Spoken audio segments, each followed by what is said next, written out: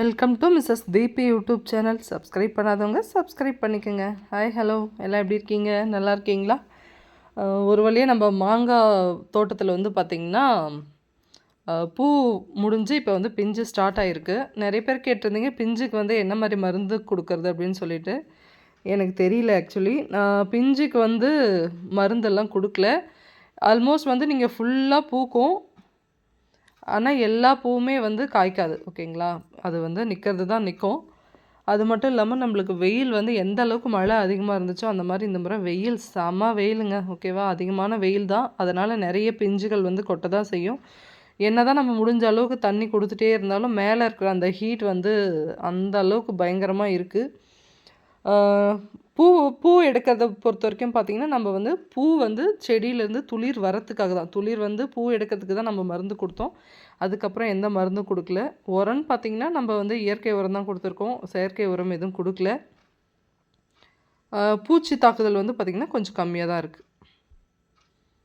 இந்த மாதிரி குட்டி குட்டி பிஞ்சு இப்போ தான் ஸ்டார்ட் ஆகிருக்கு. நம்ம தோட்டத்தில் மொத்தம் 9 டைப் மாங்காய் மரம் வச்சுருக்கோம் இல்லைங்களா? 9 டைப்பில் வந்து பார்த்திங்கன்னா கிட்டத்தட்ட 5 டைப் வந்து இப்போ வச்சுருக்கு.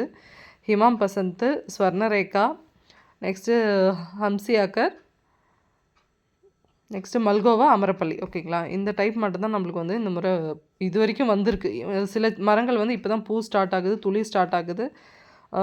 இது மட்டும் இல்லாமல் பார்த்திங்கன்னா, நம்ம நாவல் அப்டேட் பார்க்கணும். நாவல் கூட இப்போ பூ ஸ்டார்ட் ஆகிடுச்சு. பெருநெல்லி பார்த்திங்கன்னா ஷார்ட்ஸ் போட்டிருப்பேன், அதுலேயும் பார்த்திங்கன்னா பூ ஸ்டார்ட் ஆகிருக்கு. ரொம்ப ஹாப்பியாக இருக்குங்க. ஓகேவா? ஆல்மோஸ்ட் வந்து நம்மளுக்கு இப்போ எல்லாமே பலா வந்து பிஞ்சு ஸ்டார்ட் ஆகிருக்கு, அத்தியும் ஸ்டார்ட் ஆகிடுச்சு, கொய்யாவும் ஸ்டார்ட் ஆகிடுச்சு.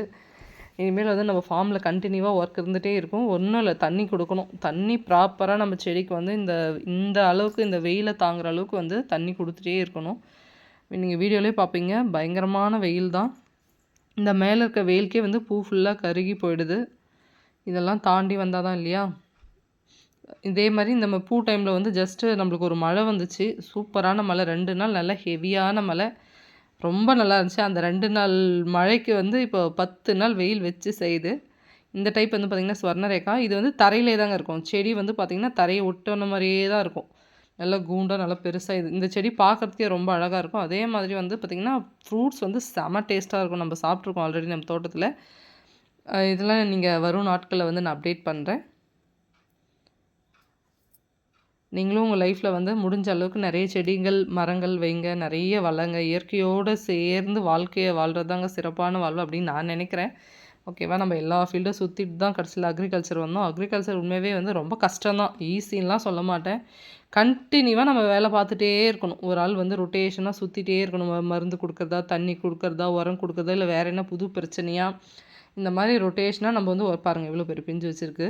இந்த மாதிரி ரொட்டேஷனாக நம்ம வந்து ஒர்க் பண்ணிகிட்டே இருக்கணும். அட்லீஸ்ட் நம்ம அந்த மாதிரி ஒர்க் பண்ணுற ஆளையாவது போட்டால் மட்டும்தான் நம்ம விவசாயத்துக்குள்ளே இறங்க முடியும். நம்ம செடி வச்சிட்டோம், தண்ணி எல்லாம் பாருங்கள், மோட்ரு போட்ட உடனே நம்மளுக்கு வந்து தண்ணி இப்போ எல்லா சிஸ்டம் இருக்குது. ரிமோட் மூலியம் கண்ட்ரோல் பண்ணுறது, மொபைல் மூலிமா கண்ட்ரோல் பண்ணுறது, அதெல்லாம் செட் ஆகாது. நம்ம டேரெக்டாக ஆள் வந்து கண்டிப்பாக போனால் மட்டும்தான் செடிகள் வந்து சூப்பராக நம்ம பராமரிக்க முடியும். ஓகேவா? இந்த வீடியோ பிடிச்சிருந்தா மறக்காமல் லைக் பண்ணுங்கள், ஷேர் பண்ணுங்கள், கமெண்ட் பண்ணுங்கள், சப்ஸ்கிரைப் பண்ணுங்கள். நிறைய பேர் சப்போர்ட் பண்ணுறீங்க. உங்களோட சப்போர்ட் எல்லாத்துக்குமே ரொம்ப ரொம்ப தேங்க்ஸ். பாய்.